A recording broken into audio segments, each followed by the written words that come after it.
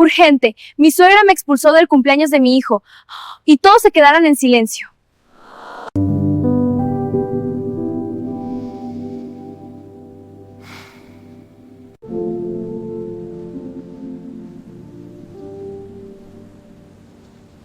Antes de comenzar con la historia de hoy, quiero pedirte algo muy pequeño, pero que para nosotros significa mucho. Si alguna vez has sentido que tu voz no se escucha, o si estas historias te acompañan en tus momentos de soledad, por favor, suscríbete al canal y deja tu like. Es la única forma de saber que estamos conectados. Gracias de corazón. El silencio tiene peso, es algo físico, denso, que se te instala en el estómago y no te deja respirar bien. La gente suele pensar que la violencia en una familia siempre viene acompañada de gritos, de platos rotos o de portazos que hacen temblar las paredes. Pero yo aprendí, de la manera más dolorosa posible, que la crueldad más efectiva es la que no hace ruido, la que se disfraza de educación, de buenas costumbres, de preocupación maternal. Esa es la que te va borrando poco a poco, hasta que un día te miras al espejo y no sabes quién es la persona que te devuelve la mirada. Todo ocurrió el sábado pasado, durante el cuarto cumpleaños de mi hijo, Leo, pero para entender por qué terminé llorando en el coche, con las llaves temblando en mi mano mientras veía a través de la ventanilla cómo todos seguían sonriendo dentro de la casa, tengo que explicarles cómo llegamos ahí. No fue un hecho aislado, fue la gota que colmó un vaso que llevaba 4 años llenándose, gota a gota, con comentarios en voz baja y sonrisas condescendientes. Mi suegra, Elena, siempre ha sido una mujer impecable, de esas que nunca tienen un pelo fuera de lugar, que siempre huelen a lavanda cara, y que saben exactamente qué decir para hacerte sentir pequeña sin usar una sola mala palabra. Desde que me casé con Daniel, ella dejó claro, sin decirlo explícitamente, que yo era una invitada en su familia, no una integrante, sino alguien que estaba de paso, ocupando un lugar que, según ella, quizás me quedaba grande. Para el cumpleaños de Leo, yo quería algo sencillo, un picnic en el parque, con sándwiches, zumos naturales y los niños corriendo por el césped. Quería que Leo se ensuciara, que riera, que fuera libre, pero cuando lo mencioné en la cena del domingo, 2 semanas antes, Elena soltó una de esas risitas suaves, cubriéndose la boca con la servilleta. «Ay, querida», dijo, mirándome con esa ternura falsa que me helaba la sangre, «un picnic en noviembre. ¿Quieres que el niño coja una neumonía? Además, ¿qué van a pensar los abuelos si los sentamos en el suelo como si fuéramos hipies? No. No, lo haremos en mi casa. El jardín está precioso y ya he hablado con el servicio de catering». Miré a Daniel, buscando apoyo. Él estaba concentrado en cortar su filete, evitando mi mirada. «Mamá solo quiere ayudar. Lucía», murmuró sin levantar la vista. «Su casa es más grande, cabemos todos. Deja que ella se encargue, deja que ella se encargue». Esa frase había sido la banda sonora de mi matrimonio, y una vez más, cedí porque no quería ser la nuera conflictiva, la desagradecida, cedí porque, en el fondo, una parte de mí todavía buscaba su aprobación, esa validación que nunca llegaba. La mañana del cumpleaños me levanté a las 6. Había pasado la noche anterior horneando. A pesar del catering, quería que Leo tuviera algo hecho por mí. Era una tradición que quería empezar a hacerle su tarta de cumpleaños. No soy repostera profesional, ni mucho menos. El bizcocho de chocolate quedó un poco inclinado hacia la derecha y la cobertura de vainilla no estaba perfectamente lisa, pero le puse unos dinosaurios de azúcar que sabía que a Leo le encantarían. Olía a hogar, olía a madre. Cuando llegamos a casa de mis suegros a las 10 de la mañana para ayudar con los preparativos, sentí el nudo en la garganta nada más cruzar la verja. La casa estaba decorada como si fuera una boda real, no el cumpleaños de un niño de 4 años. Había arcos de globos en tonos pastel, mesas con manteles de lino blanco y camareros uniformados colocando copas de cristal. Entré a la cocina con mi tarta en una caja de cartón, sintiéndome ridícula con mis vaqueros y mi camiseta cómoda, en contraste con el personal de servicio. Elena estaba allí, dando instrucciones con un dedo imperativo. Cuando me vio, sus ojos bajaron a la caja que llevaba en las manos. Buenos días, Lucía, llegas un poco tarde. Pero bueno, ¿qué es eso? Es la tarta de Leo, dije, intentando que mi voz sonara firme. La hice yo, de chocolate, su favorita. Elena se acercó, levantó la tapa de la caja y observó mi bizcocho imperfecto durante unos segundos interminables. Luego, sonrió, esa sonrisa que no llega a los ojos. Que eres rústica, dijo suavemente. Es un detalle muy dulce, querida, de verdad. Pero ya encargué la tarta principal a la pastelería francesa, esa que ganó el premio el año pasado. Ya sabes, la de 3 pisos. No podemos poner esto en la mesa central, desentonaría con la decoración. Pero Elena, es su cumpleaños. A él le gustan los dinosaurios, no el fondant francés, repliqué, sintiendo el calor subir por mi cuello. No seas infantil, Lucía, las fotos tienen que quedar perfectas. Pondremos tu pastelito en la cocina para que se lo coman los niños después, si tienen hambre. Ahora, por favor, no estorbes aquí. Los camareros necesitan espacio. ¿Por qué no vas a cambiar al niño? Trae la ropa arrugada. Me quedé allí parada, con la caja en las manos, mientras ella se daba la vuelta y seguía dando órdenes sobre la ubicación de las servilletas. Miré a Daniel, que acababa de entrar en la cocina picando una aceituna.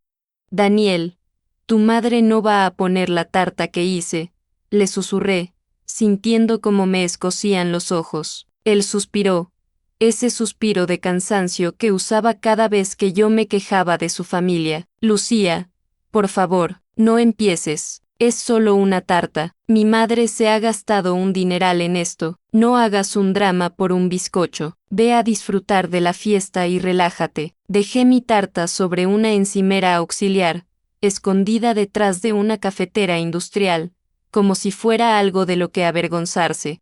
Sentí que estaba abandonando una parte de mí misma en esa esquina de la cocina. A medida que los invitados empezaban a llegar, la sensación de aislamiento se hizo más fuerte. Todos eran amigos de Elena, familiares de Daniel, socios del club, gente que me saludaba con 2 besos al aire y luego me ignoraba para elogiar a Elena por la maravillosa organización. Elena, te has lucido, decía una tía lejana. El niño está precioso, se nota la mano de la abuela.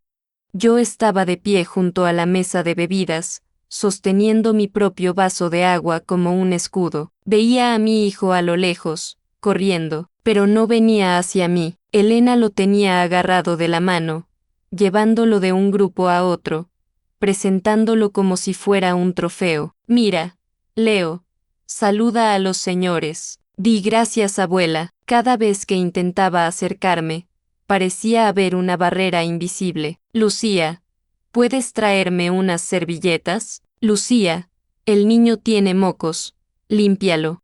Me había convertido en la asistente del evento, en la niñera, no en la madre. El momento crítico se empezó a gestar cerca de las 5 de la tarde. El sol empezaba a bajar y la luz dorada iluminaba el jardín. Era la hora de cantar el cumpleaños feliz. Vi que los camareros sacaban la mesa principal al centro del jardín. Encima, imponente, estaba la tarta de la pastelería francesa, una torre perfecta de colores suaves, sin rastro de los dinosaurios que a mi hijo le apasionaban.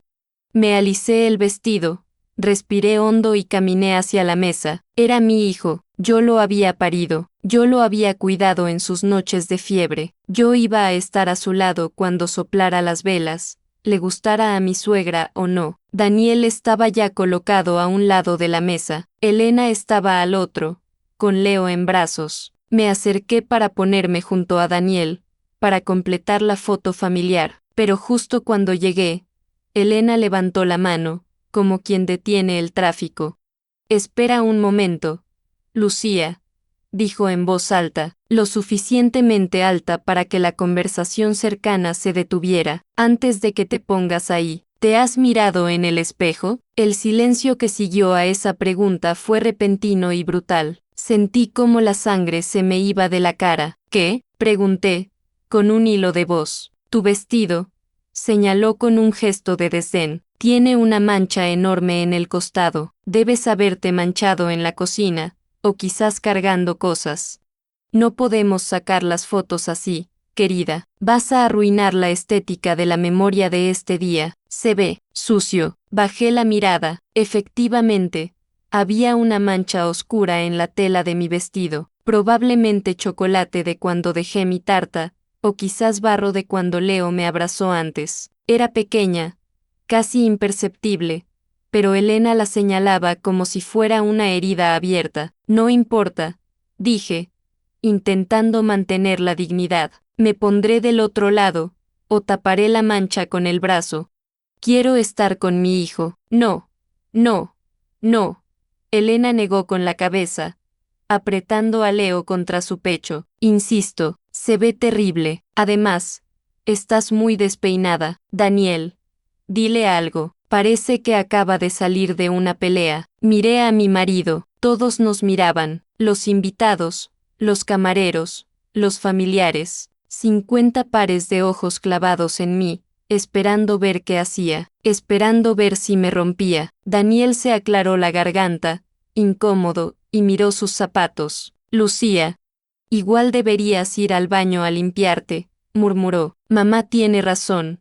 La mancha se ve fea. Es el cumpleaños de mi hijo, dije, y mi voz empezó a temblar, no de tristeza, sino de una rabia fría que empezaba a despertar. Voy a estar en la foto. Elena soltó una risa seca y dio un paso adelante, invadiendo mi espacio personal, bajando el tono para que solo yo y los más cercanos la oyéramos, pero con una virulencia que me dejó helada. No vas a arruinarle el día a mi nieto con tus caprichos de protagonista, Lucía. Mírate, no estás a la altura de este evento. Si no vas a comportarte y a arreglarte, es mejor que te apartes. De hecho, hizo una pausa, y sus ojos brillaron con triunfo. Quizás sería mejor que te fueras a descansar un rato dentro, o a tu casa. Estás alterando a Leo. Miré a mi hijo. Leo me miraba con los ojos muy abiertos, asustado por la tensión, aunque no entendía las palabras. ¿Me estás echando?, pregunté, incrédula. Te estoy pidiendo que tengas clase, respondió ella, y que si no puedes tenerla, nos dejes celebrar en paz. Miré alrededor, busqué una cara amiga, una mirada de apoyo, alguien que dijera esto es una locura, es la madre, pero nadie dijo nada. El silencio era absoluto, solo se oía el zumbido de un insecto y el tintineo de una copa a lo lejos. Todos bajaron la mirada o se giraron disimuladamente. Mi marido seguía mirando sus zapatos. Estaba sola, completamente sola en medio de una multitud. No grité, no tiré la mesa, ni insulté a mi suegra, aunque cada fibra de mi cuerpo me pedía a gritos que hiciera algo, cualquier cosa, para romper esa burbuja de perfección venenosa, pero no lo hice. En ese instante, entendí que cualquier reacción emocional mía sería usada en mi contra. Si lloraba, sería la inestable. Si gritaba, sería la vulgar. Si me defendía, sería la agresiva. Elena había diseñado el escenario perfecto donde mi única salida digna era desaparecer. Miré a mi hijo una última vez. Él seguía confundido, buscando mi mirada entre la tela del vestido de su abuela. Le lancé un beso discreto con la mano, un gesto pequeño que él captó, y vi cómo sus hombros se relajaban un poco. Eso fue todo. Me di la vuelta. El sonido de mis tacones contra las baldosas de la terraza resonó con una claridad dolorosa en medio de ese silencio sepulcral. Caminé con la cabeza alta, sintiendo como 50 miradas me quemaban la espalda. Podía sentir el juicio, la lástima de algunos y la satisfacción disimulada de otros. Pero lo que más me dolía no eran los ojos de los extraños, sino la ausencia de una voz. La voz de Daniel. Esperé hasta el último segundo, hasta que crucé el umbral de la puerta corrediza de cristal para entrar a la casa, esperando escuchar un Lucía, espera, oh mamá, esto es demasiado. Pero no llegó nada. Solo escuché a Elena decir, con su tono de anfitriona recuperando el control, bueno, sigamos, que se derrite el hielo. Entré en la frescura del salón climatizado. La casa estaba vacía, silenciosa, en un contraste brutal con el murmullo que empezaba a reactivarse en el jardín. Mis piernas, que hasta entonces habían mantenido la firmeza, empezaron a temblar. Tuve que apoyarme en el respaldo de un sofá de cuero blanco para no caer. Respiré hondo, tratando de tragar el nudo que amenazaba con ahogarme. No, Lucía, no llores aquí. No le des el gusto de que te encuentre una de las empleadas sorbiendo mocos en su salón de revista. Caminé hacia la cocina. Necesitaba mis llaves, que había dejado sobre la encimera. Al entrar, me encontré con dos chicas del catering que estaban preparando bandejas de canapés. Se callaron de golpe al verme. Una de ellas, una mujer joven con el pelo recogido en una redecilla, me miró. No había burla en sus ojos, solo una compasión incómoda. Seguramente habían oído todo a través de la ventana abierta. ¿Se encuentra bien, señora?, preguntó en voz baja. Sí, mentí, con la voz ronca. Solo, ya me voy. Cogí mi bolso y mis llaves, y entonces la vi. Mi tarta seguía allí, arrinconada detrás de la cafetera, invisible, rechazada. La caja de cartón parecía tan fuera de lugar en esa cocina de mármol y acero inoxidable como yo me sentía en esa familia. Me acerqué y puse la mano sobre la tapa. Estaba fría. Es una tarta preciosa, dijo la chica del catering de repente. Me giré para mirarla. Ella señaló la caja con la cabeza. Vi los dinosaurios cuando la trajo. A los niños les encantan esas cosas. Tienen más corazón. Esas palabras, viniendo de una desconocida, estuvieron a punto de romperme. Apreté los labios y asentí, incapaz de hablar. Tomé la decisión en una fracción de segundo. No iba a dejar mi esfuerzo allí para que lo tiraran a la basura en cuanto terminara la fiesta. Agarré la caja con firmeza. Gracias, le susurré. Salí de la casa por la puerta de servicio, cargando mi... Justo cuando abrí la puerta del conductor y dejé la tarta con cuidado en el asiento del copiloto, lo escuché. Cumpleaños feliz, cumpleaños feliz. Me quedé paralizada, con la mano en la manilla de la puerta. Habían empezado a cantar. Sin mí, no habían esperado ni 5 minutos. La melodía llegaba amortiguada por la distancia y los setos del jardín, pero era inconfundible.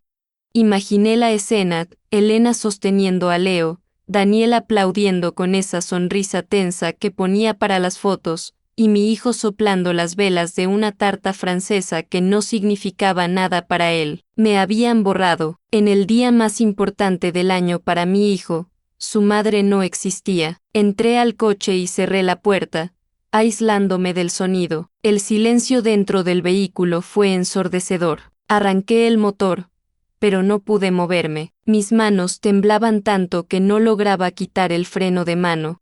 Y entonces, por fin, llegó el llanto. No fue un llanto bonito, de esos que salen en las películas. Fue un llanto feo, gutural, animal. Golpeé el volante con la palma de la mano una y otra vez, gritando todo lo que no había podido gritar en el jardín. Grité de rabia, de impotencia, de humillación. Grité porque me sentía estúpida por haber aguantado tanto tiempo, por haber creído que si me esforzaba lo suficiente, algún día me aceptarían. Mi teléfono vibró en el asiento del copiloto, iluminando la tapicería oscura. Lo miré a través de las lágrimas. Era un mensaje de Daniel. El corazón me dio un vuelco. Una parte ingenua de mí pensó, viene hacia aquí. Se ha dado cuenta, ha parado la fiesta y viene a buscarme. Limpié la pantalla con la manga y leí el mensaje. Lucía, no exageres. Mamá dice que vuelvas, que te guarda un trozo de tarta. Deja el drama y entra. Por favor, la gente está preguntando y me estás haciendo quedar mal. Leí el mensaje 2 veces, 3 veces. Me estás haciendo quedar mal. No estoy preocupado por ti. No. ¿Dónde estás? No lo siento. Su preocupación era su imagen. Su preocupación era que mi ausencia evidenciaba la grieta en su familia perfecta. Miré hacia la casa. Las luces del jardín brillaban, hermosas y distantes. Podía ver las siluetas de la gente moviéndose, celebrando. En ese momento, algo dentro de mí hizo clic. No fue un pensamiento elaborado, ni una decisión estratégica. Fue algo físico. Sentí cómo se rompía el último hilo de esperanza que me ataba a la idea de que ese matrimonio tenía salvación. Durante 4 años había sido la pacificadora, la que bajaba la cabeza, la que pedía perdón por existir. Miré la tarta en el asiento del copiloto. Los dinosaurios de azúcar me miraban, un poco derretidos por el calor del día. «Feliz cumpleaños, mi amor», susurré al aire, pensando en Leo. Puse primera, quité el freno de mano y aceleré. Las ruedas crujieron sobre la grava. No miré por el retrovisor. Sabía que si miraba atrás, si veía la casa una vez más, quizás me acobardaría, quizás volvería a entrar, pediría perdón por mi mancha y aceptaría mi lugar en la esquina. Conduje sin rumbo fijo durante 20 minutos, solo queriendo alejarme, pero la realidad tiene la mala costumbre de alcanzarte rápido. No tenía a dónde ir realmente. Nuestra casa, el apartamento que compartía con Daniel, estaba a solo 15 minutos de allí, pero la idea de ir y sentarme en el sofá a esperarlo me revolvía el estómago. No quería estar en nuestra casa, quería estar en un lugar donde no me sintiera una intrusa. Aparqué en el estacionamiento de un centro comercial. Apagué el motor y me quedé allí, en la penumbra, viendo a la gente pasar con bolsas de compras, riendo, viviendo vidas normales donde sus suegras probablemente no las echaban de las fiestas. El teléfono volvió a sonar. Esta vez era una llamada. «Amor», decía la pantalla. «Daniel». Lo dejé sonar. 1, 2, 3 veces. El zumbido era molesto, insistente. Cuando paró, hubo un minuto de paz. Y luego, otro mensaje. «¿Dónde estás? Mamá está muy disgustada. Dice que le has faltado al respeto yéndose así. Tienes que venir a disculparte antes de que se vayan los invitados. Hazlo por Leo». Usar a Leo. Esa era su carta maestra. Siempre lo había sido. Hazlo por el niño. No confundas al niño. Pero esta vez, la mención de Leo tuvo el efecto contrario. Pensé en lo que mi hijo estaba aprendiendo hoy. Estaba aprendiendo que a mamá se le puede faltar al respeto, que papá no defiende a mamá, que el amor es condicional y depende de cuán limpio esté tu vestido y de cuánto dinero tengas en el banco. Si volvía ahora, le estaría enseñando a mi hijo que la sumisión es la única forma de sobrevivir. Tecleé una respuesta, mis dedos volando sobre la pantalla, temblando pero decididos. Escribí 3 palabras, las borré. Escribí una frase larga explicando mis sentimientos. La borré también. No se merecían mis explicaciones, no se merecían mi dolor. Finalmente, escribí: «No voy a volver. Dale un beso a Leo de mi parte, no se te ocurra traerlo a casa sin cenar». Bloqueé el teléfono y lo tiré al asiento trasero. Me miré en el espejo retrovisor. Tenía el rímel corrido, los ojos rojos y una mancha de chocolate en el vestido. Parecía un desastre, pero, por primera vez en años, la mujer que me miraba desde el espejo no parecía asustada, parecía furiosa, y la furia, a veces, es mucho más útil que la tristeza. Arranqué el coche de nuevo. Sabía a dónde tenía que ir, no a casa. Había otro lugar, un lugar que no había pisado en mucho tiempo porque a Daniel no le gustaba que fuera tan seguido. La casa de mi hermana. La casa de mi hermana Sofía está en un 3er piso sin ascensor, en un barrio obrero donde las paredes son finas y se oye la televisión del vecino. Nada que ver con la mansión de mis suegros. Pero cuando Sofía abrió la puerta, con un chándal viejo y el pelo recogido en un moño deshecho, sentí que por fin podía respirar.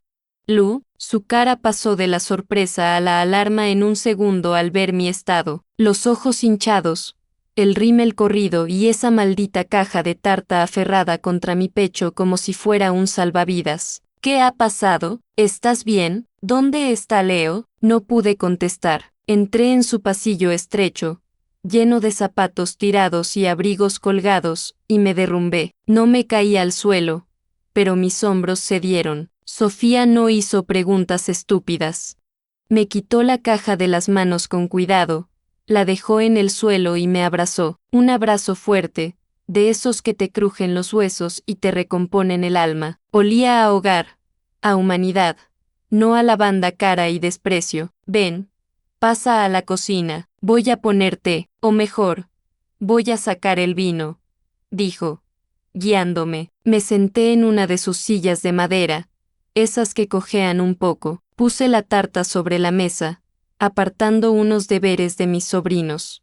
Sofía sirvió 2 copas de vino tinto y se sentó frente a mí, esperando en silencio a que yo estuviera lista para hablar. Le conté todo, la llegada, el desprecio de Elena hacia mi tarta, la humillación del vestido, la expulsión sutil del jardín, y lo más doloroso, el silencio de Daniel. Mientras hablaba, Sofía no me interrumpió, pero veía cómo sus nudillos se ponían blancos de tanto apretar la copa. Cuando terminé, hubo un silencio denso en la cocina, solo se oía el zumbido de la nevera vieja. «Abre la caja», dijo Sofía de repente. «¿Qué? La tarta, ábrela». Obedecí, levanté la tapa. El bizcocho se había movido un poco en el viaje y uno de los dinosaurios había perdido la cabeza, pero seguía oliendo a chocolate y vainilla. Sofía se levantó, cogió 2 cucharas soperas del cajón y se volvió a sentar. «Vamos a comérnosla», sentenció, clavando la cuchara directamente en el centro del bizcocho, sin cortar ni servir en platos. «A la mierda la estética, Lu. A la mierda Elena y su pastelería francesa». Empezamos a comer en silencio. La primera cucharada me costó tragarla, tenía un nudo en la garganta, pero la segunda entró mejor. Estaba buena, estaba deliciosa, era dulce, densa, real. Comimos con rabia, escarbando en el bizcocho como si estuviéramos desenterrando nuestra propia dignidad. «Sabes que esto no va de la tarta, ¿verdad?», dijo Sofía con la boca llena, mirándome fijamente. Asentí, limpiándome una miga de la comisura de los labios. «Lo sé. Va de que nunca seré suficiente para ellos». «No», me corrigió ella, y su voz se endureció. «Va de que tu marido es un cobarde. Elena es una bruja. Eso ya lo sabíamos desde el día de la boda. Pero Daniel, Lu, él estaba allí. Él vio cómo te trataban como a una empleada doméstica en el cumpleaños de su hijo, y no hizo nada. Él intenta mantener la paz». Empecé a decir, repitiendo la excusa que me había dicho a mí misma 1000 veces. «¿La paz de quién?», me cortó Sofía. «La suya, no la tuya. Él prefiere verte humillada antes que enfrentarse a mami. Eso no es amor, Lucía, eso es comodidad. Te está usando de escudo humano para que su madre no lo ataque a él». Sus palabras dolieron más que el incidente en el jardín, porque eran verdad, una verdad que yo había estado evitando mirar a la cara durante 4 años. En ese momento, mi teléfono empezó a sonar de nuevo sobre la mesa. La pantalla se iluminó con la foto de Daniel y Leo sonriendo en la playa.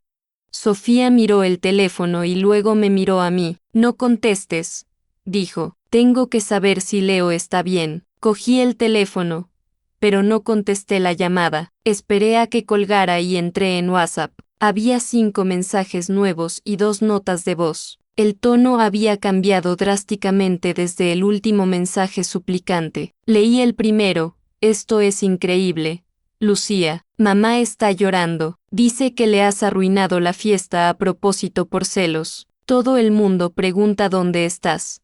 Me has dejado en ridículo delante de los socios de papá». Escuché la primera nota de voz. Se oía ruido de fondo, música y voces. Daniel hablaba bajito, probablemente escondido en el baño. «Mira, no sé qué te pasa hoy, pero te estás comportando como una niña. Vuelve ahora mismo. Pide disculpas y di que te sentías mal del estómago. Es la única forma de arreglar esto. Si no vuelves en 10 minutos, no sé qué voy a hacer. Sentí cómo la sangre me hervía. Pide disculpas. Yo, disculparme por haber sido expulsada, por haber sido tratada como basura. Miré a Sofía. Quiere que vuelva y diga que me dolía la tripa. Quiere que mienta para salvar las apariencias de su madre. Sofía soltó una risa sarcástica y bebió un trago largo de vino. Por supuesto que sí, porque si tú eres la loca o la enferma, entonces ellos siguen siendo perfectos. Si admiten que te echaron, ellos son los malos. Necesitan que tú seas el problema. Lu. Mi hermana tenía una claridad brutal para ver las cosas que a mí me cegaban. El teléfono volvió a vibrar. Un nuevo mensaje de Daniel. Esta vez era diferente, más cruel. Acabamos de llegar a casa. Leo está histérico. No para de llorar preguntando por ti. No quiere dormir. Espero que estés satisfecha. Esto es culpa tuya. Si fueras una buena madre, habrías aguantado por él en lugar de montar este show. Ese mensaje fue como un puñetazo en el estómago. Usar el dolor de mi hijo como arma. Si fueras una buena madre. Las lágrimas volvieron a brotar, calientes y rápidas. Dice que Leo está llorando. Sollocé. Tengo que ir.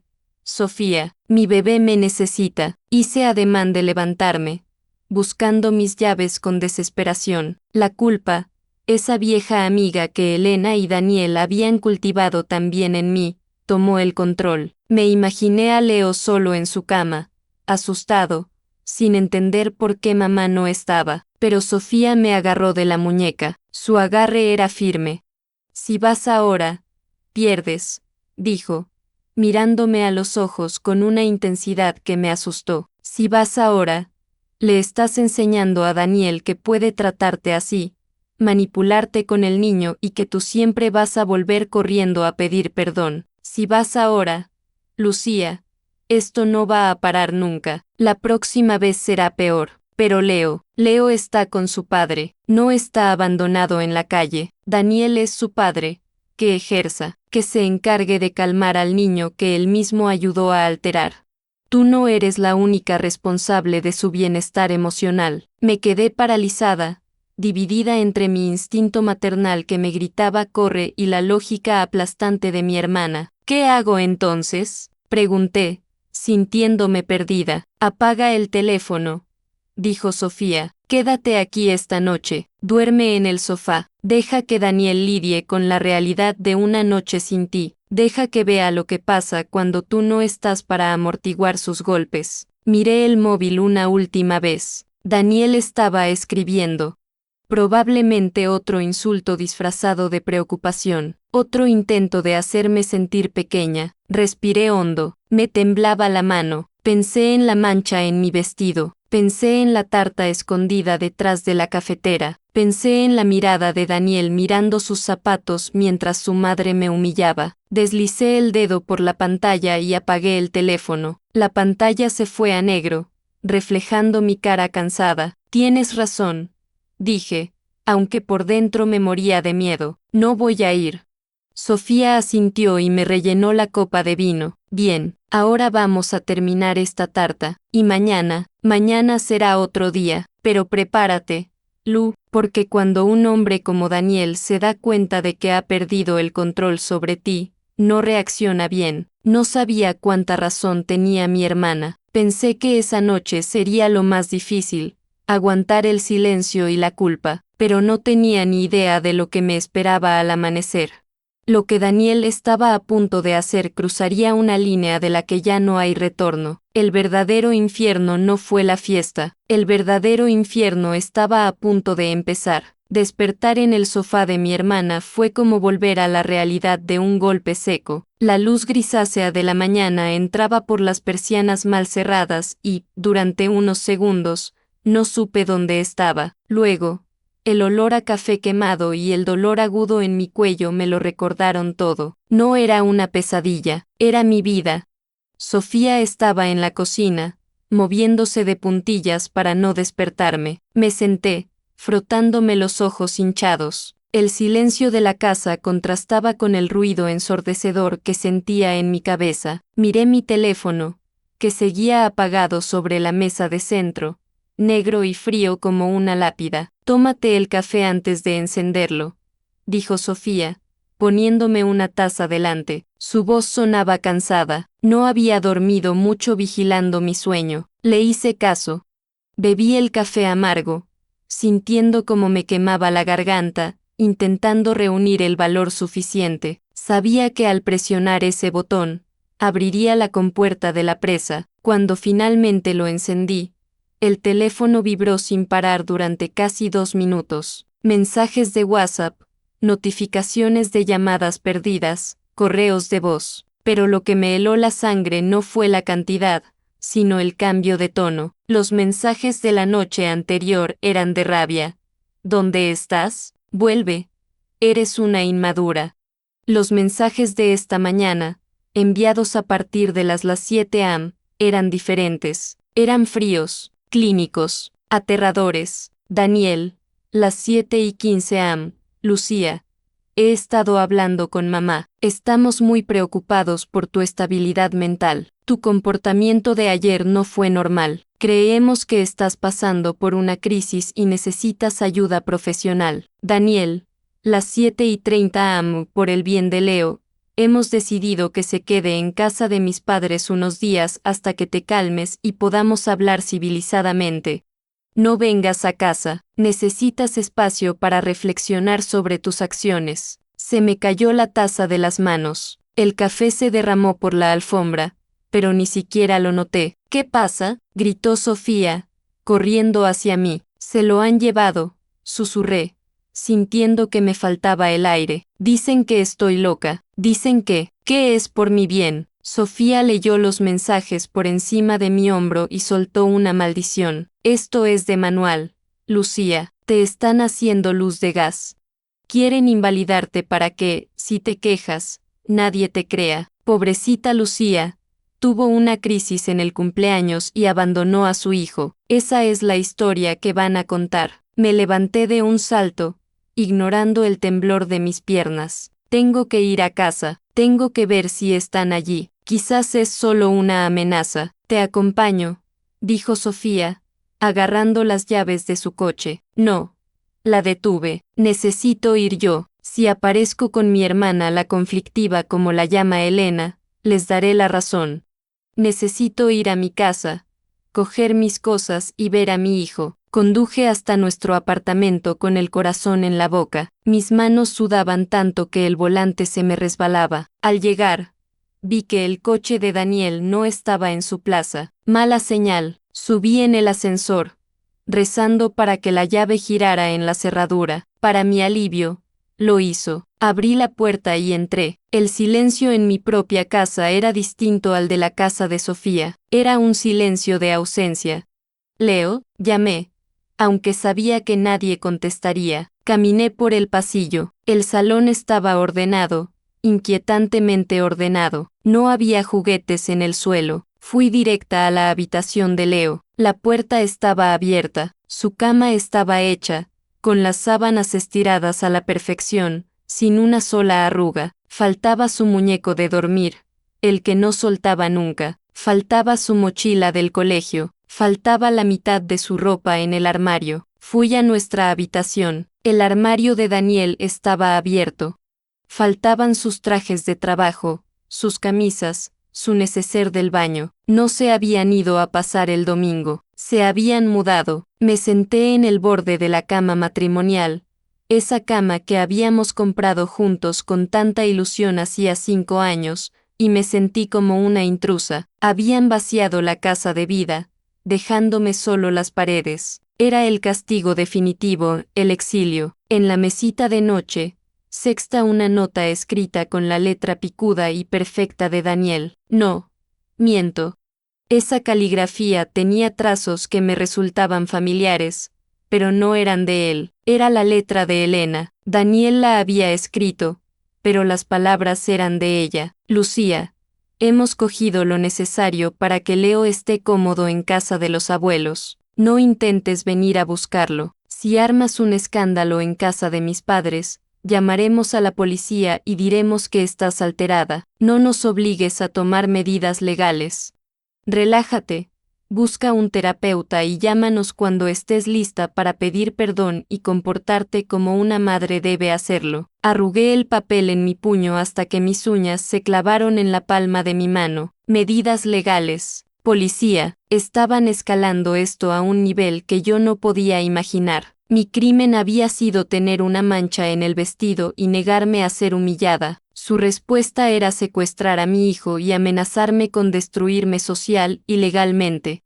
El miedo inicial se transformó en algo más denso, más oscuro. Una claridad fría me invadió. Miré alrededor de la habitación. Mis cosas seguían allí, mi ropa, mis libros, mis fotos. Pero me di cuenta de algo sutil. En la cómoda, donde solíamos tener una foto de nuestra boda y otra del bautizo de Leo, solo quedaba la del bautizo. La de la boda había desaparecido. Era simbólico. Me estaban borrando como esposa. Querían reducirme a una madre inestable que necesita supervisión.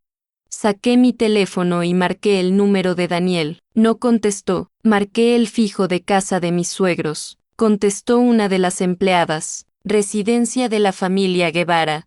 Dígame, quiero hablar con mi hijo. Dije, tratando de sonar firme. Señora Lucía, la voz de la empleada bajó a un susurro. La señora Elena ha dado orden de no pasarle llamadas. Dicen que usted está indispuesta. Leo está ahí, ¿está bien? El niño está jugando en el jardín. Señora, pregunta por usted. Pero, le han dicho que mamá está malita y que tiene que curarse antes de verlo. ¿Qué? Sentí un pinchazo en el corazón. ¿Le han dicho que estoy enferma? Lo siento mucho, señora, dijo la empleada, y colgó rápidamente, como si temiera ser descubierta. Me quedé con el teléfono en la oreja, escuchando el tono de línea cortada. Mamá está malita. Esa era la narrativa. No era una pelea. Yo estaba enferma. Y si estaba enferma, no podía cuidar de un niño. Elena estaba construyendo el caso perfecto para quitarme a mi hijo, y Daniel, en su cobardía y sumisión, le estaba firmando los papeles. Me levanté, fui al baño y me lavé la cara con agua helada. Me miré en el espejo. Tenía ojeras. Estaba pálida y mi pelo era un desastre. Sí, parecía una loca. Si iba a casa de mis suegros ahora mismo, gritando y llorando, confirmaría todo lo que ellos estaban diciendo. Cualquier juez vería a una mujer desequilibrada. Necesitaba cambiar la estrategia. Salí de la habitación y fui al despacho de Daniel. Empecé a rebuscar en los cajones. No sabía qué buscaba exactamente. Papeles del banco, contraseñas, y entonces, en el fondo del segundo cajón, debajo de unos manuales de electrónica viejos, encontré una carpeta azul. No era una carpeta de trabajo. La abrí. Eran extractos bancarios de una cuenta que yo desconocía. Una cuenta a nombre de Daniel, pero con transferencias mensuales regulares hacia una cuenta titularidad de Elena San. L. Eran cantidades grandes, muy grandes, pero lo que me detuvo el corazón no fue el dinero, fue lo que había debajo de los extractos. Unos folletos de un colegio internado en Suiza, y un formulario de solicitud de admisión, para Leo, para el curso que viene. La fecha del formulario era de hacía 2 meses. Me tuve que agarrar a la mesa. No era solo el cumpleaños. Esto llevaba planeándose meses. Elena no quería simplemente controlar mi crianza, quería apartarme por completo. Querían enviar a mi hijo, a mi bebé de 4 años, a un internado en el extranjero tan pronto como tuviera la edad mínima. Querían moldearlo a su imagen y semejanza, lejos de mi influencia rústica. Daniel lo sabía, Daniel lo había firmado. La tristeza desapareció, el miedo desapareció. Lo único que quedó fue un instinto de supervivencia feroz. Ellos tenían el dinero, tenían la casa grande, tenían el poder social, pero habían cometido un error o habían dejado esta carpeta aquí. Y me habían subestimado. Pensaban que yo me iría a llorar a un rincón, avergonzada por mi mancha en el vestido. No, saqué mi móvil e hice fotos de cada documento, de cada transferencia, de la solicitud del internado con la firma de Daniel falsificando mi consentimiento porque allí, en la línea de madre, había una firma que intentaba parecerse a la mía, pero no lo era. Falsificación de firma. Eso era un delito. Y Elena, tan preocupada por las apariencias y la legalidad, acababa de dejar sus huellas dactilares en un crimen. Guardé la carpeta en mi bolso, me alisé la ropa, me solté el pelo y me lo cepillé hasta que brilló. Me maquillé con cuidado, tapando las ojeras, pintándome los labios de un rojo oscuro, un color que Elena siempre decía que era vulgar. Salí del apartamento. No iba a volver a la casa de Sofía a esconderme. Iba a ir a la comida del domingo en casa de mis suegros.